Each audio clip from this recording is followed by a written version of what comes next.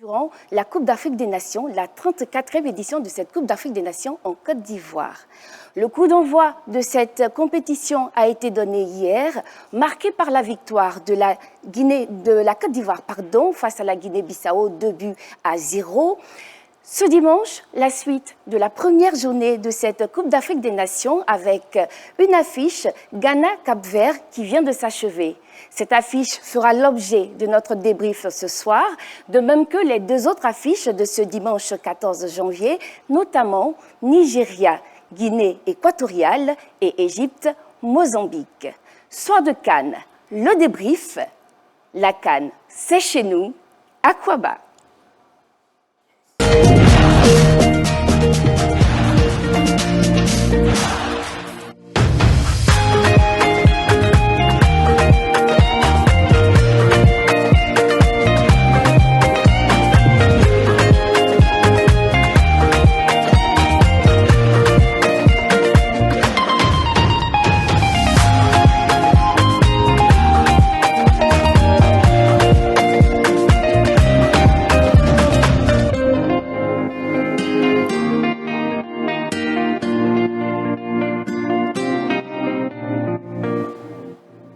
Le décryptage de l'actualité de la CAN, c'est l'exercice auquel vont se prêter nos consultants sur ce plateau.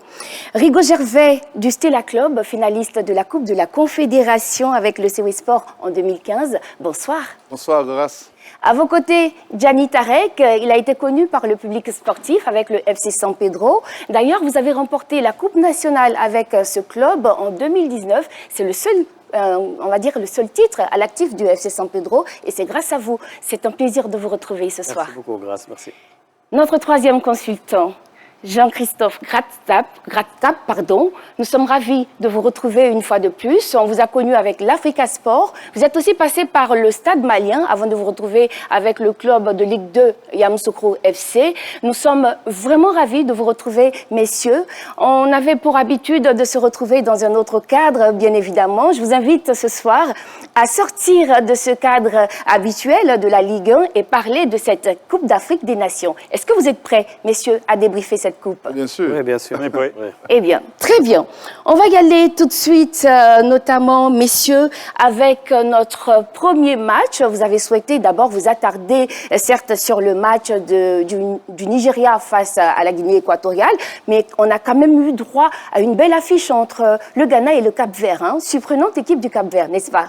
Oui, elle a été surprenante, puisque le Ghana partait favori, vu son expérience, vu son vécu en Coupe d'Afrique. On a pensé que les frères allaient diriger cette équipe-là, mais on a eu le contraire. On a vu un beau Cap-Vert, et puis véritablement, ce Cap-Vert-là, véritablement, sur les sorties de base, déjà à l'entame, on a vu que ce Cap-Vert était plus entreprenant. Le Ghana est revenu à la suite, mais ils avaient encore de la ressource.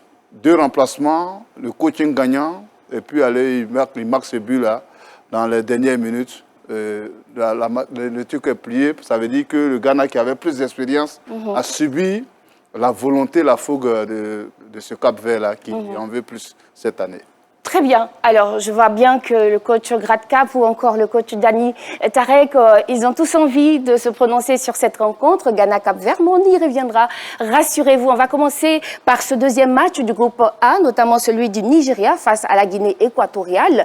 Un match soldé par un nul. Un but partout. Je vous propose de revoir déjà le premier but de cette rencontre marqué par Iban Salvador. Alors, sur ce but, coach Gianni Tarek, vous avez voulu vous prononcer, n'est-ce pas? Oui, bon, l'équipe nationale de Nigeria, il y a un sacré paradoxe dans l'équipe nationale nigérienne entre les joueurs offensifs de haut niveau à l'échelle mondiale et les déficits, surtout de talent, sur le plan défensif. Le Nigeria souffre depuis des années, même la dernière CAN, elle était éliminée par la Tunisie avec une faute de gardien. Aujourd'hui, on voit beaucoup de passivité sur le but, c'est-à-dire but hors de 16,50 m. Le gardien il regarde la balle, aucun défenseur réagit. Il y a une légèreté dans la défense nigérienne et beaucoup de passivité. C'est pour ça qu'ils ont trouvé la faille pour marquer. Alors, coach Gradcap, vous êtes d'accord avec notamment l'avis de coach Gianni Tarek qui parle bien sûr de la fébrilité défensive de cette équipe du Nigeria qui certainement est fautif sur ce but encaissé. Oui, il y a une erreur individuelle d'un défenseur qui doit sortir le ballon, dégager de l'axe pour le mettre vers l'extérieur. Et ce n'est pas ce qu'il fait. Et le ballon est récupéré par un joueur adverse qui voit vite son partenaire. Et le partenaire qui met une belle frappe placée et avec de la puissance hors de portée de gardien. Donc c'est un joli but, mais qui aurait pu être évité avec un peu plus d'attention et de concentration, et puis en faisant le geste qu'il fallait, c'est-à-dire pour moi sortir le ballon de cette zone. Et dès le début, on voit le gardien, si on peut revoir le but, on voit le gardien, il fait un dégagement sans adresse, gratuitement. Je ne sais pas pourquoi il a joué le ballon comme ça. Et ça a causé le but déjà. D'accord, on va dire que le Nigeria a d'une certaine façon prêté le bâton pour se faire punir sur cette action. Coach Rigo Gervais, c'est aussi votre avis, je suppose. Oui, je pense que le Nigeria a un gros problème aujourd'hui. Ils ont un potentiel offensif, mais n'ont pas le potentiel défensif. D'accord. Ça fait que si ils sont bien rentrés dans le match, on l'a vu, mais par la suite, l'adversaire a commencé à se déployer offensivement parce qu'une bonne équipe comme le Nigeria, quand tu rentres, tout de suite tu marques. Voilà, tu marques tout de suite pour faire peur à l'adversaire. Oui. C'est vrai que la Guinée équatoriale n'a pas l'étendue du Nigeria. Le Nigeria pas favori. Quand tu rentres, tu marques. Et quand tu ne marques pas, qu'on arrive à la 30e minute, l'effet mental change. Et tout de suite, eux, ils ont vu tout de suite qu'ils pouvaient faire quelque chose, ils ont commencé à jouer. Oui. Et là, comme ils n'ont pas d'assises, surtout sur le plan défensif, on ne savait pas qui faisait quoi. Voilà. Même le système de jeu, nous, on a du mal même à lire. Si c'est un 4-4-2 ou un 4-5-1, surtout quand ils se replacent, on ne voit pas. Parce que quand vous regardez, c'est un seul 1-2 à éliminer 4 joueurs. Et par la suite, ils récupèrent le ballon, il n'y a pas de transition offensive. Ils relâchent là et regardez comment ils vont être l'assist devant la surface de réparation. Et véritablement, tout le monde est là, mais personne ne fait quelque chose. Et là, à ce niveau-là, ça ne pardonne pas. Et avec des équipes qui sont montées un peu en puissance, on l'a vu avec le Cap-Vert, on le voit encore avec la Guinée équatoriale. Ces équipes-là continuent de progresser. Aujourd'hui, tu ne peux pas te permettre d'offrir ces genres d'opportunités. D'accord. Pour vous, c'est une erreur de débutant sur cette action? Bien sûr, c'est une erreur de débutant. À ce niveau de la compétition, on ne peut pas se permettre ce genre de... Il faut que le Nigeria, les joueurs nigérians s'impliquent dans les phases défensives. On sait qu'on est Barcelone, qu'on aime le ballon, mais quand on perd le ballon aussi, il faut transférer pour ça. Et c'est ce que le Nigeria ne fait pas maintenant. Gianni Tarek, vous y ajoutez quelque chose? Regarde, il y a 4 joueurs équato-guinéens contre 7 joueurs nigériens. Ils n'arrivent pas à les empêcher de tirer. C'est-à-dire, même en supériorité numérique, ils n'ont pas pu bien défendre. On voit le gardien, comment il a donné. D'accord. Oui. Alors, coach, Gianni Tarek, justement, il y a eu un but, il y a eu la célébration de cette équipe équato-guinéenne, mais malheureusement, c'est une célébration qui n'a pas duré, elle a duré juste l'instant de 2 minutes, puisque le but égalisateur est venu 2 minutes après. Oui, c'est la force de caractère, ils ont réagi vite dans le concept de jeu. Le Nigeria a préféré de jouer le jeu direct. On voit le 1 contre 1 ici, et le centre, c'était un joli but. Ozemia, c'est un joueur très intelligent. Il a su se démarquer de défenseur. Saoul qui le suivait tout le match. Et en fraction de seconde, il s'est libéré, il se démarquait et c'était un joli but. Sur un jeu direct, on voit... D'accord. Alors, coach Gradcap, vous êtes sûrement d'avis avec le coach Tarek. Est-ce qu'on peut parler de manque de concentration de cette équipe guinée-équatorienne? Parce qu'on dit très souvent que les 5 minutes qui suivent l'ouverture du score sont très, très sensibles. Alors, est-ce que c'est le cas? Ça a été le cas ce soir? Pour moi c'est le cas. C'est le cas. Il y a un gros problème de concentration parce que c'est sur un ballon long quand même. L'équipe doit avoir le temps d'être positionnée. Et puis il n'y a personne à la chute du ballon. Donc le ballon, on le voit là, il rebondit. Le défenseur perd son duel, est mal positionné, il est de dos au ballon. Et après il y a clairement un centre et ils ne sont pas au marquage. Je crois qu'ils sont en train de célébrer le but. Et c'est vrai ce que vous dites, les 5 minutes après un but, souvent il y a soit on encaisse, soit une marque parce que ça démobilise les équipes. Et je pense que dans certains sports collectifs, il y a les équipes se regroupent et se remobilisent et pour mettre les compteurs à zéro. Et là, manifestement, du côté de l'équipe qui a encaissé le but, les compteurs n'ont pas été remis à zéro, quoi. Voilà, donc pour moi, c'est vrai qu'il y a une réaction du Nigeria, mais il y a aussi une faute de concentration de la Guinée équatoriale. D'accord. Le Nigeria qui démarre très bien la rencontre, d'ailleurs, qui tient bien son quart d'heure et qui prend un but contre le cours du jeu. Heureusement, on a un certain Victor Osimhen qui est là pour permettre à cette équipe de rétablir la parité entre ces deux nations. Est-ce que j'ai envie de vous demander, particulièrement, je commence par coach Diani, quel a été votre regard sur le jeu proposé, le style de jeu proposé par ce Nigeria? Coach Rigo, tout à l'heure, il a dit qu'on n'a pas compris qu'est-ce qu'il joue parce qu'on a remarqué les 15 premières minutes, Osimhen incite ses coéquipiers à faire le pressing haut. Oui. Et ils n'ont pas réussi.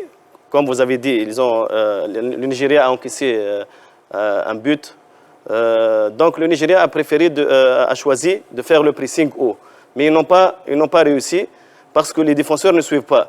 Et même l'effectif de Nigeria, c'est hétérogène, hein, c'est pas homogène. Oui. On voit des joueurs de grande qualité sur le plan offensif et des joueurs qui sont moyens, qui jouent derrière, et c'est le gardien de but. Coach Rigo?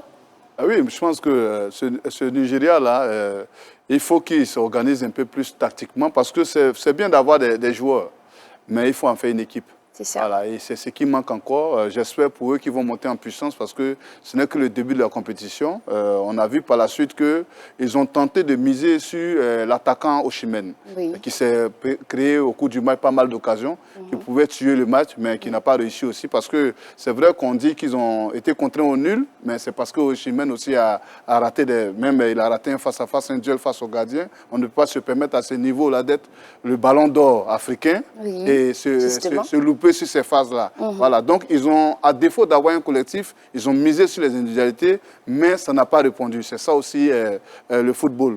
Quand tu mises sur le collectif, que ça ne marche pas, que tu as misé aussi sur l'individualité, peut-être à son actif, je peux l'excuser avec cette grande chaleur, parce que c'était un match de 14 heures à Abidjan. Il faisait très chaud aujourd'hui, oui. Mais ça n'excuse pas, parce que c'est lui le ballon d'or, et les ballons d'or africains. Oui. Donc, dans la chaleur, il doit exister. Est-ce qu'il n'y a pas trop d'exigences aussi, trop de poids apporté par ce jeune joueur? Il faut avoir la carapace. N'est pas ballon d'or qui veut, oui, mais c'est qui peut. Donc, même sous une canicule de 32 degrés, il faut exister. Et là, il n'a pas existé, il n'a pas porté l'équipe. Pourtant, les occasions existaient. Et là, je lui en veux terriblement. J'espère qu'il aura l'opportunité de se racheter, pas devant la Côte d'Ivoire, oui, mais devant le Nigeria. Voilà, la Guinée-Bissau. Ah, vous ne préférez pas que ce soit devant la Côte d'Ivoire? On en parlera d'ailleurs. Est-ce que c'est un nul qui est inquiétant, on va dire, par rapport à la suite de la compétition? Parce que si le Nigeria avait gagné, elle serait cette sélection dans une meilleure posture. Là, elle part avec un nul. Est-ce que c'est un nul décevant? C'est un nul décevant pour le Nigeria, ça, oui, c'est sûr. Hein. Par contre, pour la Côte d'Ivoire, moi je pense que c'est une bonne chose. Hein. Oui. C'est 2 points, quand il y a un match nul pour les adversaires directs, c'est toujours 2 points qui s'envolent. Donc par contre, c'est sûr, il faut s'attendre à une réaction de la part du Nigeria et qui va être dans l'obligation d'obtenir un résultat. Oui. Parce qu'une défaite contre la Côte d'Ivoire peut les renvoyer à la maison plus tôt que prévu. Coach Tarek, pareil pour vous? Oui, non, ce n'est que le premier match de compétition, hein, parce que l'Argentine a perdu contre l'Arabie Saoudite, après elle a remporté la Coupe du Monde. Donc même Nigeria, elle doit s'inquiéter parce qu'elle a, sur le plan offensif, ils ont des bons joueurs, oui, mais les attaquants peuvent te faire gagner des matchs, oui, mais c'est les défenseurs qui peuvent te faire gagner des titres. Donc la Nigeria doit revoir leur animation défensive s'ils veulent être un candidat pour gagner la CAN. D'accord, c'est bien noté. Alors, on parle bien sûr de ce nul décevant. Coach Rigaud Gervais, vous avez attribué la responsabilité de ce nul à un joueur en particulier, vous le disiez tout à l'heure, Victor Osimhen, qui pour vous est l'homme qui n'a pas permis au Nigeria de repartir avec 3 points ce soir. Oui, comme je le dis, je me le répète, parce que on ne peut pas être le leader de cette attaque-là du Nigeria, avoir des opportunités, des occasions de but. Oui. C'est vrai. Même quand la Côte d'Ivoire a gagné hier, on a dit qu'elle n'a pas bien joué. Ouais, à défaut du jeu, on a l'enjeu quand même. L'enjeu, c'est les opportunités de but. Où il explose, on l'a vu, et tout de suite bondi entre 3 défenseurs et puis marqué ce but. Tout à fait. Et il en a eu un face-à--face qu'il a mis dehors. En premier mi-temps, avant qu'il ne marque là, il en a eu un autre sur un coup de tête, alors que c'est sa spécialité. Quand il y a un centre, tout de suite, il fait du Osimhen. Voilà, c'est-à-dire que le centre, quand tu l'as réussi, maintenant, quand tu réussis à marquer, on dit tu fais du Osimhen. Et là, il s'est raté à chaque fois. Et véritablement, je pense que pour le ballon d'or qu'il est, il faut qu'il monte en puissance. Voilà, il faut qu'il soit décisif pour son équipe. Voilà, tout le Nigeria compte sur lui. Et là, vous voyez ces gens de loupé-là, ce n'est pas du Osimhen, ce n'est pas du bon Osimhen qui nous a présenté cet après-midi. Il faut qu'il élève son niveau et il faut que ce ballon d'or-là soit plus, il ait plus d'impact en Afrique. Parce que son ballon d'or ne doit pas avoir plus d'impact à Naples ou bien en Europe qu'en Afrique. Parce que le ballon d'or et les ballons d'or africains, ce n'est pas sur les terrains européens qui doivent exploser, c'est surtout sur les terrains africains. Et surtout dans des conditions comme il a vécu aujourd'hui. Et véritablement, c'est là que je lui en veux un peu. Mais j'ai aimé quand même le sursaut d'orgueil du Nigeria parce que dès qu'ils ont encaissé, tout de suite, ils ont explosé pour aller. Mais il ne doit pas attendre de prendre des buts pour le faire. Pour réagir. Nigeria on a eu un Nigeria dans la réaction. Voilà, c'est un Nigeria de réaction. J'espère qu'après le match de Côte d'Ivoire, il sera un Nigeria un peu plus actif. D'accord, c'est une équipe, c'est l'une des équipes attendues, bien évidemment, lors de cette 34e édition de la Coupe d'Afrique des Nations. Messieurs, on peut aussi parler, là je crois qu'on est en train de voir un peu les loupés de Victor Osimhen. Est-ce que comme Rigaud Gervais, vous pensez que sur la responsabilité de Osimhen, à 80%, il est responsable de ce nul enregistré par le Nigeria?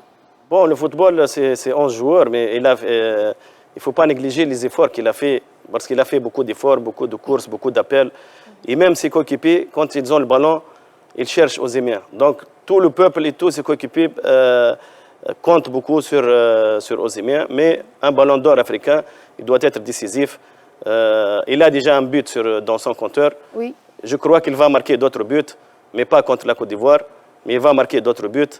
Il doit aussi son niveau, il doit aussi être plus réaliste devant le but. D'accord. Je pense que vous attendez la même chose aussi d'un joueur de sa carrière. Moi, je dis effectivement, sa contre-performance individuelle a entraîné la contre-performance de son équipe. Quoi. Oui. Voilà, et c'est ça, c'est le danger quand on n'a pas un collectif vraiment homogène. Quoi, et quand on est un peu dépendant de la performance d'une individualité, et quand cette individualité n'est pas dans un bon jour, elle le loupe, obligatoirement, le résultat s'en ressent. Quoi. Et c'est ce qui s'est passé aujourd'hui. Voilà, peut-être qu'il faudrait qu'il y ait des joueurs autour d'Osimhen qui haussent leur niveau pour quand il est dans un mauvais jour, ça soit eux qui prennent le relais, et ça n'a pas été le cas aujourd'hui. Est-ce qu'une Victor Osimhen dépendance ne pourrait pas biaiser en fait le rendu de cette équipe du Nigeria? Est-ce qu'on ne compte pas trop sur ce joueur dans l'effectif nigérian? Oui, tout le peuple déjà compte sur lui. Ça le met la pression, bien sûr, on voit aujourd'hui. Mais c'est un joueur d'expérience. Hein. C'est un joueur qui a un ballon d'or, donc il doit assumer. Hein. C'est le capitaine. C'est un joueur qui doit donner plus d'efficacité, surtout devant le but. Hein. On parle beaucoup du Nigeria, mais il y a aussi eu, en face de cette équipe du Nigeria, une équipe équato-guinéenne qui a surpris ce Nigeria parce qu'elle a su faire le dos rond lors du premier quart d'heure. Et puis, contre le cours du jeu comme ça, c'est vrai qu'elle a été bien aidée par la défense nigériane, mais elle a réussi quand même à surprendre cette équipe du Nigeria et marquer en premier. Oui, l'équipe équato-guinéenne, depuis 3 ans, depuis que le coach Micha a pris l'équipe, oui. Même dans le classement de la FIFA, elle s'est améliorée. Oui. Donc, c'est une équipe à ne pas sous-estimer. C'est une équipe à respecter. Ils sont très solidaires quand ils jouent ensemble. Il faut savoir que les joueurs qui jouent avec la Guinée équatoriale, la majorité jouent en D2 et D3 en Espagne. Oui. C'est-à-dire le niveau où ils jouent, ce n'est pas le haut niveau. Et malgré ça, ils arrivent à marquer à la Nigeria et la mettre en difficulté. Oui. Comme vous le dites, hein, c'est une équipe équato-guinéenne à prendre au sérieux tout de même, parce que quand on regarde sur les 6 dernières années, on a une équipe qui a réussi à se qualifier à 4 reprises pour cette phase finale de la Coupe d'Afrique des Nations. Alors, c'est vrai que son meilleur palmarès reste une 4e place en 2015, hein, lorsque cette Guinée équatoriale a organisé la Coupe d'Afrique des Nations, où la Côte d'Ivoire a remporté, bien sûr, sa 2e étoile de son histoire. Peut-être la 3e, n'est-ce pas? Oui, peut-être. On verra bien. On espère bien. Vous êtes sûr? Parce que vous avez aussi la Tunisie qui est en cours. Oui, je suis sûr. La Tunisie, je suis tunisien, bien sûr. Oui. Mais la Côte d'Ivoire, c'est un pays de cœur pour moi. J'espère que, parce que l'État a mis beaucoup d'argent, il a des investissements massifs. Le peuple a besoin de la joie. Et comme vous dites, on organise la Coupe d'Afrique chez nous, et la Coupe doit rester chez nous. C'est ça. La CAN 2023, c'est chez nous. Il faudra faire en sorte que cette Coupe reste chez nous. Mais il y a d'autres personnes, il y a un peuple, il y a une belle colonie de Nigériens, bien sûr, ici en Côte d'Ivoire. Et on va aller du côté, bien sûr, d'Adjamé. D'accord, on me dit qu'il faut partir d'abord du côté de Treichville. Donc on prend la direction de Treichville où il y a eu la communauté nigériane qui s'est retrouvée cet après-midi, bien sûr, pour suivre cette rencontre Nigeria-Guinée équatoriale. On va voir un peu l'ambiance qui a prévalu au sein de cette communauté nigériane. Les Super Eagles du Nigeria font leur entrée en lice à la 34e édition de la Coupe d'Afrique des Nations pour cette première journée du groupe A. Les coéquipiers de Osimhen affrontent la Guinée équatoriale. Loin de leur patrie, le Nigeria, de leur famille, ils ont fermé les commerces pour se retrouver en communauté pour vivre pleinement le match au village CAN de Treichville. La déception se fait sentir quand la Guinée équatoriale ouvre le score sur un but de Ivan Salvador. On avait vraiment l'attitude de mener au score. Quand on a vu le but, on était découragé. Mais comme l'Ivoirien le dit, découragement n'est pas ivoirien, c'est autant la même chose comme chez nous au Nigeria. Et c'est pour vous dire que c'est une victoire qui sera à notre niveau. Le désespoir sera de courte durée après le but égalisateur de Osimhen.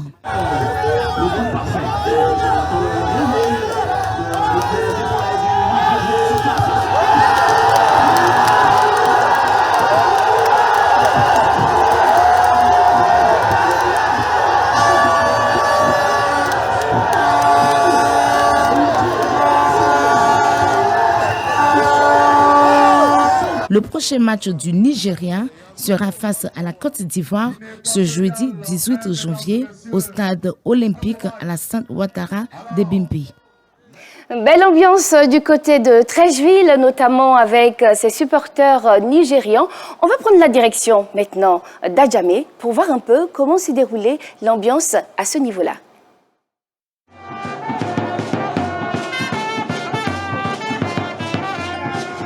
Rejoints par leurs frères venus du Nigeria, les supporters de Super Eagles, convaincus de leur victoire avant le match, ont assuré le show à l'aide de trompettes et tambours.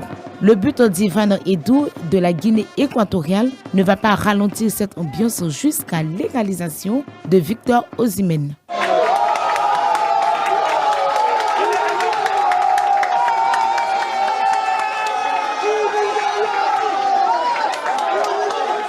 Malgré ce match nul, les Super Eagles gardent espoir pour la prochaine rencontre. Le Nigeria ne se décourage pas. Voilà. On ne peut pas dire on va gagner, mais on va sortir dans nos poules. Cette CAN-là, sera une meilleure CAN pour l'Afrique.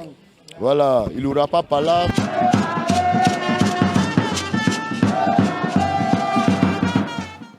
Découragement n'est pas nigérien, comme le disent ses supporters. Vous croyez qu'ils ont raison de croire en cette équipe du Nigeria, de sa capacité à se surplanter, on va dire gagner une quatrième, voilà, parce qu'elle est à 3, Coupe d'Afrique, une 4e Coupe d'Afrique. Vous pensez qu'ils ont raison d'y croire? Oui, mais sur ce qu'ils ont proposé? Moi, je pense qu'il faut y croire. Tarek l'a dit tout à l'heure, que l'Argentine avait perdu son premier match. Mais elle a fini par remporter le mondial. Donc je pense qu'avec aussi un leader comme Osimhen, pourquoi ne pas y croire? Pourquoi ne pas y croire? Oui, bien sûr. Le Nigeria, c'est triple vainqueur de la CAN. C'est-à-dire, ils ont le droit de rêver. Et pour gagner cette CAN, ça sera difficile cette année parce qu'il y a beaucoup d'équipes favoris. Mais ils doivent, je répète toujours, ils doivent revoir leur animation défensive. Coach Radcap. Oui, moi je suis d'accord. Je pense qu'il pourra envisager une victoire. Il faut qu'il fasse beaucoup mieux, quoi. Voilà, beaucoup mieux parce que là, moi je reste sur ma faim là, sur ce match-là. D'accord. Alors, messieurs, vous restez sur votre faim. Je pense que c'est la même chose aussi. Hein. Le coach Rigo qui a été beaucoup plus dur et ferme avec cette équipe du Nigeria. La Côte d'Ivoire est dans ce groupe A avec le Nigeria et la Guinée équatoriale, de même que cette équipe de la Guinée-Bissau. On va y aller tout de suite, si vous le permettez, avec le classement à l'issue de ces 2 premiers matchs de la première journée dans ce groupe A. On retrouve bien évidemment la Côte d'Ivoire en tête avec 3 points suite à sa victoire 2-0 face à la Guinée-Bissau. On a aussi la Guinée équatoriale avec 1 point en 2e position et on retrouve bien évidemment l'équipe du Nigeria, 1 point au compteur, 3e. Et en bon dernier, la Guinée-Bissau, 0 point, 2 buts encaissés. Oui. C'est bon? Oui. C'est un bon départ quand même. C'est un bon classement, surtout pour la Côte d'Ivoire. Pour la Côte d'Ivoire, surtout le match nul d'aujourd'hui. Le match nul, ça arrange la Côte d'Ivoire parce qu'une deuxième victoire contre le Nigeria, elle peut garantir la première place, la Côte d'Ivoire. Mais le match sera très très chaud contre le Nigeria pour la Côte d'Ivoire. D'accord. Messieurs, avant de... Oui, vous vouliez ajouter quelque chose? Je veux dire, par rapport au match d'hier de la Côte d'Ivoire là, et la victoire, au regard des résultats d'aujourd'hui, et des surprises qu'il y a eu, je pense que ça donne un peu plus de valeur à la performance de la Côte d'Ivoire d'hier soir pour les grincheux qui n'étaient pas satisfaits. Bon, je pense que c'était une minorité, mais je pense que ça donne de la valeur à ce résultat, quoi. Parce qu'il n'y a plus de petite équipe. Aujourd'hui, on l'a bien vu. D'accord. Alors, messieurs, si vous deviez retenir un nom à l'issue de ce duel Nigeria-Guinée équatoriale, en top, lequel? Le gardien. Le gardien. Oui. Le gardien de Guinée équatoriale. De la Guinée équatoriale. Il a fait 5 arrêts. Oui. Sur les statistiques, il a fait 5 arrêts. Et il a remporté, je crois, deux face à face, carrément, face à Victor Osimhen. Oui. Coach Rigo. Ivan Salvador, le buteur. Le buteur. Ouais. Parce que cette ouverture de pied qui laisse pantois le gardien nigérian, ça veut dire que quand tu as une équipe qui n'est pas favorite, que tu réussis à marquer ce premier but-là, tu as sécurisé le match à 50%, et c'est le courage qui détermine les 50 autres %. Je pense que ce but-là a été vraiment capital pour eux. Et si, imaginez que le Nigeria marquait le premier, est-ce qu'ils allaient avoir ce ressort-là de revenir? Oui. Voilà, donc Ivan, son but, véritablement, Salvador, il a sauvé son peuple. Il avait le sang-froid et la sérénité dans le but.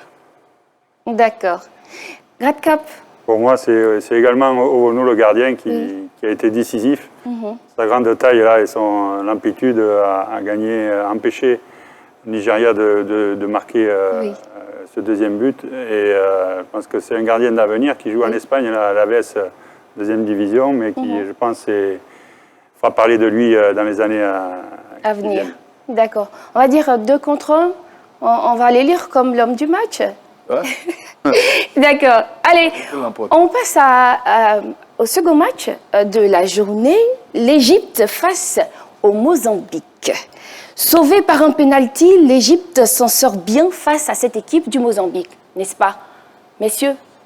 Oui, mais l'Égypte, elle était favorée avant le match. Tout le monde dit que l'Égypte, c'est un match facile pour l'Égypte. Comme on a dit tout à l'heure, et on répète, il n'y a plus de petites équipes. Et c'est ça la charme de la CAN. Et c'est ça la magie de la CAN. Aujourd'hui, l'Égypte, avec Mohamed Salah et tous les stars qu'il y a, et l'armada offensive qu'elle a, et elle ne peut pas gagner le Mozambique. C'est déjà à revoir. Et même l'Égypte, c'est une nation de football. Oui. C'est un favori, grand favori pour gagner la CAN. Ce n'est qu'un premier match. Oui. Les Égyptiens, même si le rendement n'est pas au top, Oui. ils savent arriver même à la finale. Pour vous, les débuts sont en général poussifs et après, on a une équipe de l'Égypte qui sort le grand jeu, n'est-ce pas? Alors, sur le match, on a une équipe de l'Égypte quand même qui a ouvert le score. Ouais. Hein? Je Le pense but le que, plus rapide d'ailleurs. Ils sont favoris pour ce match. Et On a puis, peine à la 2 deuxième minutes. minute, Oui. ils marquent. Oui. Donc on s'est dit, oh, mais ça, on va voir le premier 3-0 parce que C'est la ça. Côte d'Ivoire en a fait 2-0. Ils vont battre. Et là, ils ont marqué.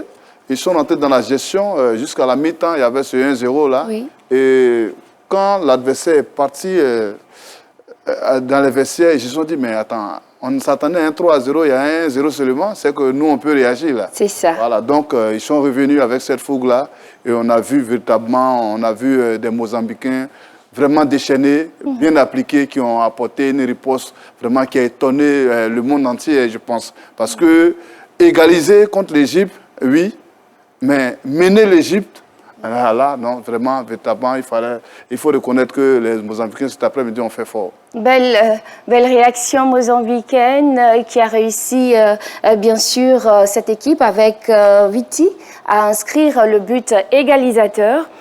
Coach Grabcap, vous faites partie de ces personnes qui ont cru en cette équipe du Mozambique. Vous l'avez dit avant de démarrer cette rencontre et vous avez eu raison. Oui, merci de le rappeler. C'est vrai que cette équipe du Mozambique, je la suis depuis les tours qualificatifs. Oui. Et j'avais vu notamment le dernier match contre le Bénin où il fallait qu'ils gagnent. Ils ont gagné 3-2. Et c'est vrai que j'avais apprécié leur jeu. C'est très intéressant. Ils ont un jeu où ils se projettent assez vite vers l'avant avec des attaquants très rapides. Et ils n'hésitent pas, ils jouent au football et ils ont surpris l'Égypte, mais moi, ils ne m'ont pas surpris parce que je les avais déjà vus, quoi. Et donc, ils ont confirmé le bien que je pensais d'eux. Voilà, c'est vrai qu'en première mi-temps, ils ont trop respecté cette équipe, ils les ont trop regardés. Mais il y a eu un changement d'attitude et de comportement en deuxième mi-temps. Oui. Et c'est vrai qu'ils ont pris le jeu et ils ont marqué encore 2 buts consécutivement, là, et qui leur a permis de mener au score jusque dans les arrêts de jeu, où malheureusement il y a ce pénalty justifié, hein, mais qui les empêche d'obtenir les 3 points, ce qui aurait été un réel exploit, quoi. Alors, pas évident pour une équipe comme l'Égypte, quand même 7 fois champion d'Afrique, et marqué très vite, très tôt, on aime bien le dire, un but matinal dans cette rencontre, et finalement encaisser 2 autres. On va dire que, à votre avis, comment cette équipe de l'Égypte s'est sentie lorsqu'elle encaisse 2 buts, hein, un Mozambicain en l'espace de 5 minutes? Oui, mais le Mozambique aujourd'hui, ils ont démontré des certitudes tactiques, surtout sur les transitions offensives. Quand ils récupèrent la balle, la première passe, après la récupération est verticale vers l'avant. Ils ont fait souffrir beaucoup la défense égyptienne. Pour moi, le Mozambique, ils ont fait une prestation pharaonique contre les pharaons d'Égypte. Une prestation, c'est bien dit, une prestation pharaonique face aux pharaons d'Égypte. Qu'est-ce qui a manqué à cette Égypte pour dominer le match, puisqu'on a vu que cette équipe de l'Égypte a fini par obtenir l'égalisation, mais c'est grâce à un penalty. Qu'est-ce qui a manqué à cette Égypte pour dominer au score surtout cette rencontre face aux Mozambicains? Franchement, moi, c'est la première fois où je vois des déséquilibres et des rapports de force défavorables dans la défense égyptienne. Ils ont l'habitude d'avoir une défense solide. Aujourd'hui, avec la vitesse et la rapidité des joueurs mozambicains, ils ont eu beaucoup de difficultés. C'est ça qui a fait la différence. C'est la défense aujourd'hui. La défense était trop fébrile aujourd'hui. Aussi, je sens, peut-être qu'ils vont monter après en puissance, mais à l'analyse, quand tu regardes le nombre de matchs en club des joueurs égyptiens, véritablement, il n'y a qu'un seul qui a 20 matchs dans son club.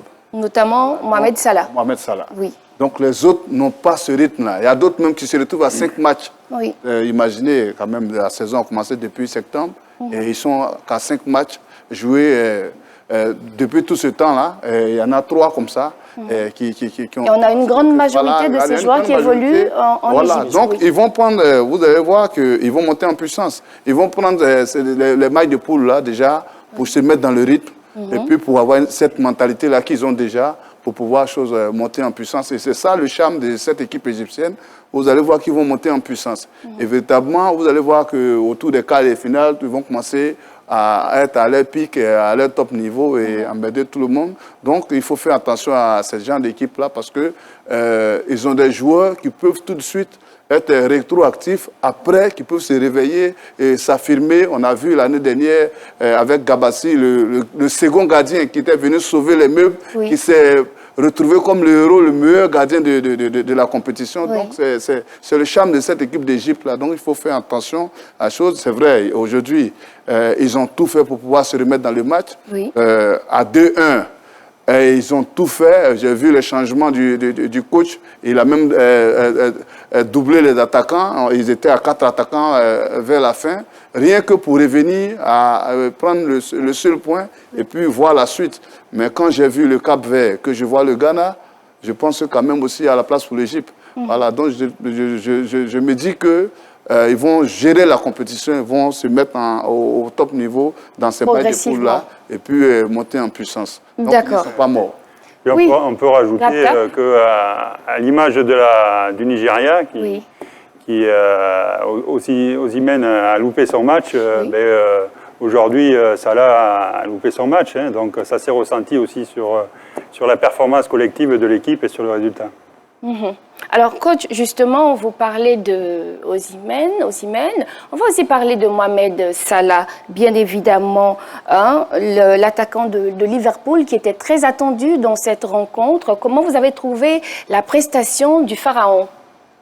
Il a fait un match Est-ce qu'il a été pharaonique? Non, pas du tout. Il a fait un match très très moyen pour un joueur de sa trempe. C'est une des stars de la CAN, à l'image des Mané, Fofana, Mahrez et autres, quoi. Et c'est un joueur qui est passé à côté de son match, qui n'est pas arrivé à se mettre en bonne position, excepté sur le but de Mohamed où il manque.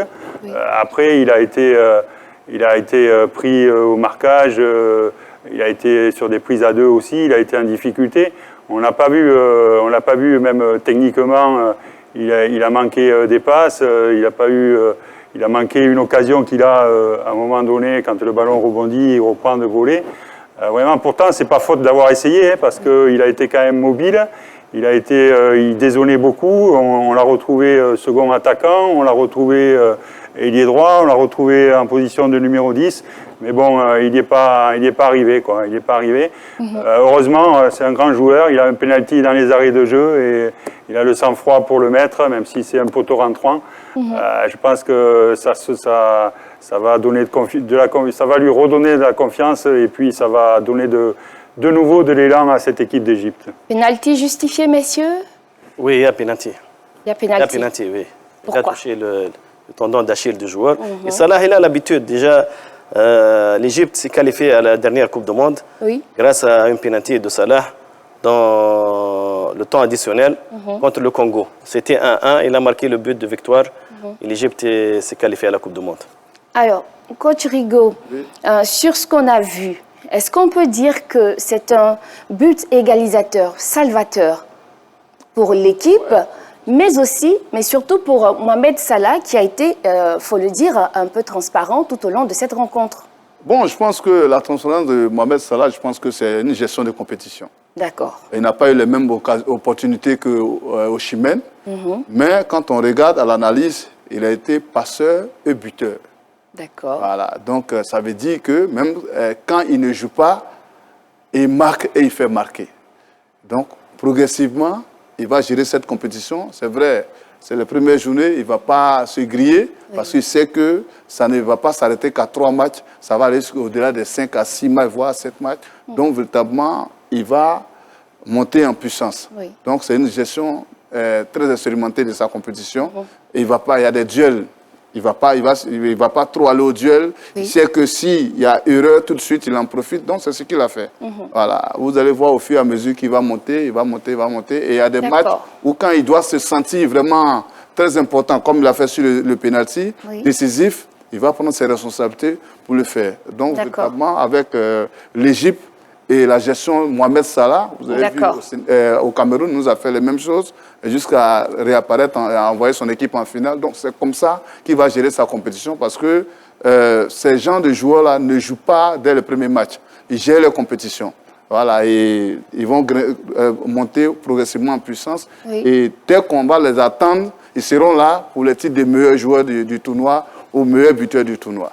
Alors, c'est le genre de joueurs qui sont dotés d'un génie créatif, capables dans n'importe quelle situation, à tout moment, en fait, de mettre en exergue leur génie créatif. Voilà, et œuvrer aussi dans la gestion. D'accord. Voilà. Alors, c'est très bien compris, messieurs. On va évoluer, on va avancer sur cette compétition, dans ce débrief. Séduit ou pas par le jeu proposé par les Pharaons? Oui, non? Oui, c'est bon. Non, je demandais, séduit ou pas par le jeu proposé par les Pharaons? Ah, séduit, pardon, j'avais pas compris. Non, séduit, non, je pense que c'est une entrée en compétition qui est très moyenne, quoi, hein, voilà, donc je pense aussi, moi, que l'équipe va monter en puissance, que Mohamed Salah aussi va rentrer dans la compétition et sera un des joueurs stars et répondra aux attentes des supporters et du public. Voilà, c'est une entrée en compétition très moyenne, mais n'oublions pas, face à un très bon adversaire, la Mozambique. Eh bien, messieurs, merci pour toutes ces analyses sur le plateau de RTI 2. Bien sûr, nous sommes à Soir de Cannes et nous avons une troisième affiche à débriefer, celle qui aura fait la sensation finalement de la soirée. C'est bien sûr ce Ghana-Cap-Vert. Le Ghana surpris par le Cap-Vert. Vous vous attendiez à un pareil scénario, coach Gianni Tarek? Oui, comme j'ai dit tout à l'heure, la CAN, c'est ça le charme de la CAN et la magie de la CAN. Il n'y a pas de petite équipe. Le Cap-Vert a démontré aujourd'hui de la volonté, surtout la volonté, et beaucoup d'agressivité, beaucoup de solidarité contre une équipe gagnante qui a lâché à la fin du match. L'équipe de Cap-Vert a insisté, ils ont raté beaucoup d'occasions avant de mettre le deuxième but de la victoire. Une victoire méritée pour moi, pour le Cap-Vert. C'est une équipe à respecter. Le Ghana, des questions à se poser sur la défense, même chose. Les grandes nations de foot, aujourd'hui, ils souffrent d'une défaillance défensive énorme. Ils doivent revoir leur défense. D'accord. Alors, ce qui est peut-être fâcheux pour le Ghana, c'est d'abord le Ghana qui ouvre le score, n'est-ce pas? Non, il rattrape. Et comment? C'était mené. Non, c'est d'abord le Ghana et il y a eu le but qui a été refusé. Ouais. Voilà, le but refusé. Et après, l'ouverture du score par le Cap-Vert, ça fait mal. Non, c'est le Cap-Vert qui a... Pardon, le Cap-Vert, et puis il y a eu le but égalisateur, pardon. Voilà, le but égalisateur ghanéen, refusé. Ensuite, quand même, le Ghana a réussi à revenir au score avant de se faire surprendre, on va dire, dans le temps additionnel de cette rencontre. Je pense qu'ils ont laissé le jeu à l'adversaire. Oui. Dans ce genre de cas, quand tu es favori, il faut mettre le pied sur le ballon, il faut jouer. Et quand ils ont vu les sorties de balles, la tenue de balles de l'équipe Cap-Vert, parce que quand même cette équipe-là, l'une des meilleures tenues de balles en Afrique ici, elle a un bon jeu de possession et ça c'est vraiment très très important pour cette équipe-là qui continue de monter en puissance. Et le Ghana que nous avons connu dans le temps était ce Brésil d'Afrique. Oui. Aujourd'hui, ce Ghana n'est plus le Brésil d'Afrique. Oui. Le Ghana te laisse le ballon et il ne tutoie plus le ballon et c'est le Cap-Vert qui avait tutoyé le ballon. Donc, ils ont laissé le jeu et après, ils ont été menés logiquement. Oui. Ils ont essayé de revenir parce que physiquement, ils étaient un peu plus costauds que le Cap-Vert. Oui. Ils sont revenus dans le match. Et ils ont même égalisé. Ça a été refusé. Ils sont revenus, ils ont égalisé. Oui. On va d'ailleurs voir le but refusé, oui. Voilà. Mais là... Et là, il se passe quelque chose. On joue maintenant les 20 dernières minutes. On est en même temps... On cherche à gagner, en même temps, on est dans la gestion. C'est ça. Quand on voit le deuxième but que le Cap-Vert marque, je pense que les Ghanéens, ils ont été naïfs. D'accord. Une entrée de touche. Vous êtes en place. quand même, il faut resserrer les lignes. Ils n'ont pas réussi à resserrer les lignes. Ils ont laissé même le rebond. Et c'est sur ce rebond-là que les Cap-Verdiens ont organisé leur attaque pour faire ce retrait-là. Il a été vraiment fatal. Donc, véritablement, je pense que c'est une équipe qui a été naïve. C'est vrai, j'interpelle un peu ces joueurs ghanéens-là. Oui. On peut être bon en club, Oui. mais quand on porte le maillot national, ça devient autre chose. On doit se transcender. Et je ne sens pas encore ces joueurs-là. Dans le temps, on avait les Abedi Pelé qui se transcendaient, malgré qu'ils étaient olympiques de Marseille. Mais quand ils arrivaient dans leur pays, on sentait cette ferveur, cette volonté, cette niaque-là. Mais ce Ghana, ces joueurs... Ce Ghana de 2024, vous ne le sentez pas? Vous pensez que cette équipe du Ghana a perdu quelque chose sur... Oui, et on sent beaucoup l'absence de Mohamed Kudus. Oui, c'est un qui a manqué à cette équipe. Oui, c'est un joueur depuis son premier match en 2019. Il a marqué à peu près 10 buts avec l'équipe nationale ghanéenne. En plus, il est en top forme à West Ham. Il a marqué 10 buts, toutes compétitions confondues. Donc, son absence a impacté aujourd'hui. Son absence a impacté. Mais je répète, c'est une victoire méritée pour le Cap-Vert. Victoire méritée aussi pour vous, Grad-Cap? Oui, c'est une victoire méritée. Et puis, c'est un groupe très relevé, quoi, avec dans l'Égypte, Mozambique, Ghana, Cap-Vert. Bien malin va dire quelles sont les deux équipes qui vont se qualifier, quoi. D'un niveau relevé, c'est très serré. Et donc, c'était intéressant et moi j'ai hâte à être à la prochaine journée là, de cette poule-là. Oui, on verra bien. On va aussi donner, si possible, le classement. Est-ce qu'on a déjà le classement dans cette poule? Voilà, on va regarder bien évidemment le classement à ce niveau-là. En ce qui concerne ce groupe B, avec le Cap-Vert qui est en tête suite à sa victoire face au Ghana, suivi de l'Égypte après son match nul de 2 face au Mozambique. Et en dernière position, on retrouve l'équipe des Black Stars du Ghana. Messieurs, on va rappeler que cette Coupe d'Afrique va se poursuivre. Bien évidemment, il y aura d'autres matchs, notamment Sénégal, Gambie, Cameroun, Guinée et Algérie, Angola. Alors, Sénégal, Gambie, Ayam Soukro, de même que Cameroun, Guinée. Et du côté de Bouaké, on aura l'Algérie qui jouera l'Angola. Quel Cameroun sans Vincent? Bon, le Cameroun a perdu la dernière CAN chez eux.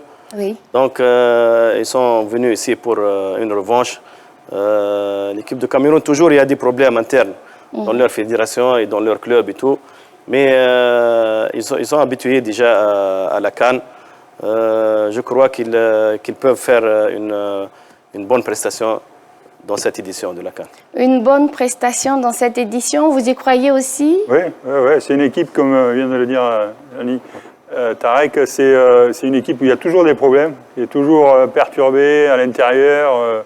Ça ne va pas, mais je pense que c'est justement ce qui leur permet d'être solidaires et d'avoir une cohésion de groupe qui fait qu'avec les joueurs de qualité qu'ils ont, ils peuvent obtenir des résultats et je pense qu'ils peuvent accéder dans le dernier carré au minimum. Alors, messieurs, Quand on s'appelle Cameroun, on n'a pas peur de ce genre de situation que Vincent Aboubakar ne va pas jouer.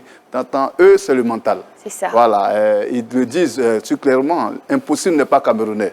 Voilà, donc quand il n'y a pas de possibilité, c'est là qu'on voit le Cameroun. C'est ça. Notamment. Mais ils vont jouer la Guinée. Il ne faut pas oublier que le dernier match amical de la Guinée a fait sensation en battant le Nigeria. Tout à fait. Match amical. Donc, ça veut dire qu'ils auront un gros client demain. Oui. Et les Guinéens, les connaissants, c'est des gens qui entrent toujours dans la compétition. C'est vrai, après, ils ne peuvent pas gérer la compétition, mais les premiers matchs sont toujours poussifs. C'est ça. Donc, il faut que le Cameroun s'attende à un gros match. Oui. Je pense aussi à ce match Gambie-Sénégal. Sénégal-Gambie, le champion en titre qui va faire son entrée en lice. C'est en même temps un choc, c'est en même temps un duel, c'est en même temps un derby. C'est ça. Donc, ça veut dire que le quart de finaliste de l'ancienne Coupe d'Afrique contre le finaliste, le vainqueur de l'autre Coupe d'Afrique, on est voisins. Et donc, imaginez un peu. Voilà, quand ils fêtaient les titres, l'autre groupe était jaloux. C'est ça. Donc, on dit, en Côte d'Ivoire, c'est vous qui allez ouvrir le bal. Donc, imaginez la suite. On verra bien. Diani Tarek, si je vous demandais un pronostic, vous voudriez bien le faire? Quel match? Sur les deux matchs, d'abord Cameroun-Guinée, Sénégal-Gambie. Cameroun-Guinée 1-0 1-0 pour le Cameroun. D'accord. Sénégal-Gambie 1-0. Sénégal-Gambie 1-0 également pour le Sénégal. Ça voudrait dire que les deux équipes, pour vous également, les deux équipes partent favoris. Oui. Pourquoi? Parce que le Sénégal, pour moi, il fait partie des 3 favoris de cette compétition. Hein, c'est le tenant du titre. Je pense qu'ils sont en mesure de rentrer dans la compétition par une victoire face à la Gambie. Après, je serai plus mesuré pour le match Cameroun-Guinée. D'accord. Plus mesuré pour le match Cameroun? Oui, bon, le Cameroun devrait gagner ce match, mais un résultat nul ne me surprendrait pas. D'accord. Alors, messieurs, on a eu de très belles affiches, n'est-ce pas, aujourd'hui? Surtout, qu'est-ce que vous retenez, en fait, sur l'ensemble des 3 matchs de cette journée? Laquelle des affiches vous a le plus séduit et quel joueur aura sorti son épingle du jeu aujourd'hui? La conclusion, c'est les équipes qui ont fait une belle prestation aujourd'hui. Oui. C'est les équipes qui ont compté sur le collectif. D'accord. Et les équipes qui ont fait des mauvaises prestations, c'est les équipes qui comptent beaucoup sur les noms, c'est-à-dire les noms. C'est ça la conclusion que je fais aujourd'hui. Ok. Rigo Gervais. Oui, mais je pense qu'aujourd'hui, il faut retenir cette victoire du Cap-Vert, mais il ne faut pas oublier cet espoir mozambicain qui s'est permis de mener les Pharaons, même s'ils ont fait 2-2. Voilà, donc, comme Tarek l'a dit, il faut déjà beaucoup miser sur le groupe que de miser sur les individualités, parce que le groupe peut te faire gagner une compétition, l'individualité peut te faire gagner un match. Oui. Donc, c'est mieux de miser sur le groupe. Donc, c'est la leçon qui est la plus forte aujourd'hui et qui frappe aux yeux. J'espère que les autres vont se remettre seulement comme le Nigeria, qui ne va pas s'en remettre seulement au Chimène pour la suite des débats. Gradcap, dernier mot avant de conclure cette émission. Écoutez, moi j'ai passé une belle journée de football. J'ai vu 3 matchs intéressants, agréables à regarder, disputés, avec des surprises, avec des buts. Donc c'est tout ce que j'aime, quoi. Hein. Et voilà, si je retiendrai un collectif, c'est celui du Mozambique. Et puis vraiment, moi j'ai été agréablement surpris par le Cap-Vert. Le Cap-Vert qui d'ailleurs a battu pour la première fois sur les 3 dernières confrontations le Ghana pour la première fois. Sénégal-Gambie à suivre dès 14h, suivi de Cameroun-Guinée à 17h du côté de Yamoussoukro. Ensuite, vous aurez Algérie-Angola comme autre rencontre à suivre sur les antennes de RTI 1. Quant à moi, j'ai eu, j'allais dire, beaucoup de plaisir à vous présenter cette émission. J'espère vous retrouver, messieurs, demain pour un nouveau numéro de Soir de Cannes. À très bientôt sur RTI 2.